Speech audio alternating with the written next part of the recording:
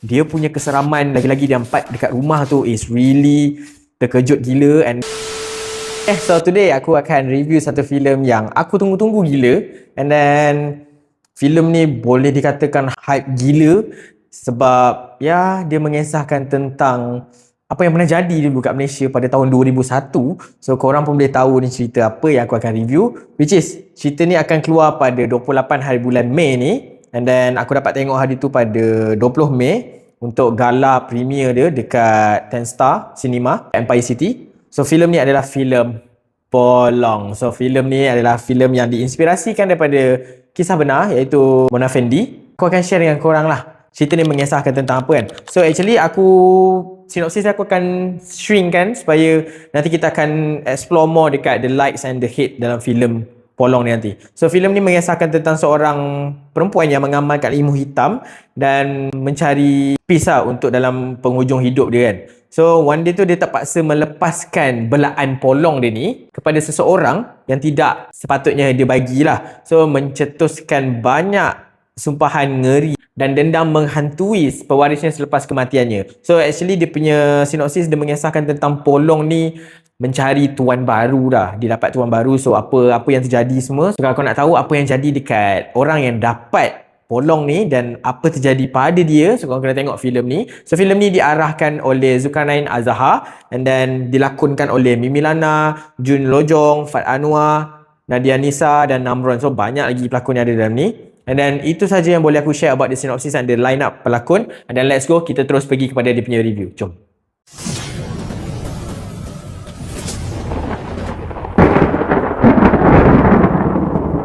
Welcome back to Movies Channel. So today aku akan review satu filem seram pada tahun ni yang diinspirasikan oleh kisah seram sebenar, iaitu kisah Mona Fandey. So filem tu adalah filem Polong. So filem Polong ni memang hype gila, and then based on the trailer pun banyak gila orang yang bercakap sana sini kat thread semua kan. So filem ni best ke tak, aku akan share nanti dengan korang. So before that, jangan lupa like, share and subscribe aku punya YouTube channel. Let's go back to the topic. Aku akan share dulu pada benda yang aku minat about this film, and then after that aku akan sentuh sedikit pada benda yang aku tak minat dalam filem ni. First, aku akan share is benda yang aku minat adalah lakonan mantap pada semua cast yang ada dalam ni, and then dia punya build up karakter untuk semua karakter yang ada dalam filem ni memang nice gila. So kita boleh nampak lakonan Mimi Lana, macam mana dia build up watak Mimi Lana dan Fat Anwar sebagai husband dia, and then watak Jun Lojong as Mona Fandey dalam filem ni. Tapi dia tak adalah gunakan nama Mona Fandey dalam filem ni, dia tukar nama lain lah. Mimi Lana ni adalah seorang wartawan, dia yang menemu bual Jun Lojong ni. Dia punya build up aku amat suka. All the pelakon yang melakonkan watak ni memang natural gila. Jun Lojong membawa watak Mona Fandey ni kan memang mantap gila. Rasa keseraman, reaksi muka dia, kalau korang tengok kat poster ni pun seram kan. So macam tu lah kita orang rasa dalam panggung. Memang seram gila. Dia punya look semua, itu memang aku puji in terms of dia punya lakonan, dan dia punya build up karakter yang ada dalam filem ni memang best gila. So itu first. Nombor 2 yang boleh aku puji about this film adalah dia punya teknikal dalam filem ni. Boleh aku puji sebab banyak benda yang power gila dalam filem ni. Congratulations, aku salute Zulkarnain Azhar for this film yang dia produce, sebab dia punya prop memang cantik gila, power. So sebab filem ni berlatar belakangkan pada tahun 1990 macam tu, and then dia nak nampakkan benda tu lagi realistik dengan prop yang dia ada, phone daripada Telekom tu semua, 3310 ada, PC yang besar kedabak tu pun ada, TV lama pun ada. All the benda yang ditunjuk prop dalam ni memang nampak cantik and then realistic. And then tak lupa juga dengan dia punya sinematografi dalam filem ni, color grading memang nampak macam tahun 1990, tahun 2001 macam tu kan. So it's look really good untuk technical part dalam filem ni. So itu nombor 2. Nombor 3 pula yang aku suka dalam filem ni adalah dia punya jalan cerita yang aku rasa best gila. Walaupun dia punya pacing untuk filem ni agak slow, tapi boleh dikatakan it's a slow burn punya filem. And then aku suka sebab dia macam bagi justice untuk watak Mona Fandey ni. Sebab kita pun tak tahu apa yang terjadi dengan Mona Fandey tu semua kan. Tapi tak adalah dia macam fully 100% ikut apa yang berlaku. So dia macam karakter tu dia ambil dan dia fictionalkan. So nampaklah benda tu macam it's look like real. Aku suka cara dia punya jalan cerita, dia punya build up tu, and it's really nice.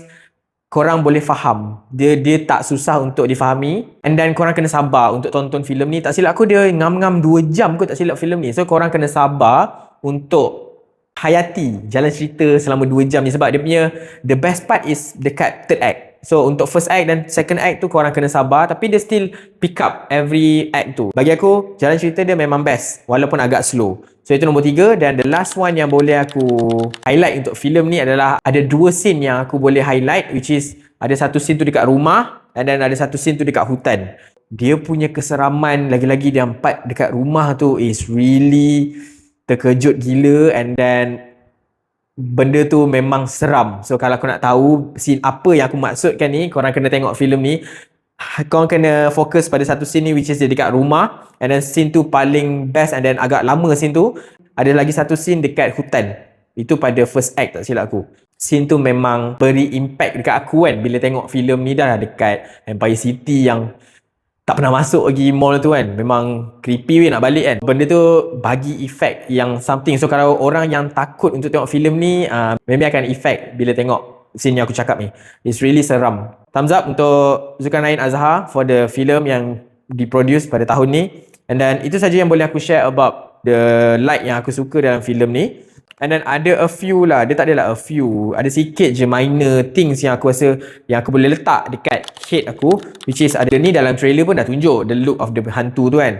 So hantu tu seram sebenarnya, tapi disebabkan dia letak macam lighting dekat mata tu, aku rasa benda tu macam mengacau proses untuk memberi keseraman pada audience. So aku kurang berminat in term of dia letak macam lighting dekat mata hantu tu. So benda tu macam agak kurang seram dekat situ. So dia macam rasa macam annoying pun ada. Kenapa lah ada lampu kat mata dia kan. So and then dia punya satu benda lagi yang aku boleh share is dia punya background music yang terlalu over dramatic untuk scene-scene jump scare. Sebab dalam filem ni banyak gila jump scare. And then ada a few scene yang aku rasa macam dia punya jump scare background music tu terlalu over dramatic yang membuatkan aku rasa macam dia dah jadi tak seram. But dia terkejut sebabkan background music tu. So itu saja yang boleh aku share about this film. Totally this film memang korang patut tengok untuk tahun 2026 ni. And then film ni memang akan beri something keseraman yang lain yang korang pernah dapat kat filem sebelum yang pernah diproduce untuk local film kita. So filem ni bagi aku is best filem untuk tahun ni juga untuk aku. Filem Polong ni akan ditayang pada 28 Mei. So pergi serbu wayang yang terdekat dengan korang. Apakah rating yang aku bagi untuk filem Polong ni? Filem yang diinspirasikan daripada kisah seram sebenar. So filem ni aku bagi sebanyak 8/10 untuk Polong. So itu saja yang boleh aku share about this movie. And then thank you by watching my video sampai habis. And then that's all. Thank you. Bye bye.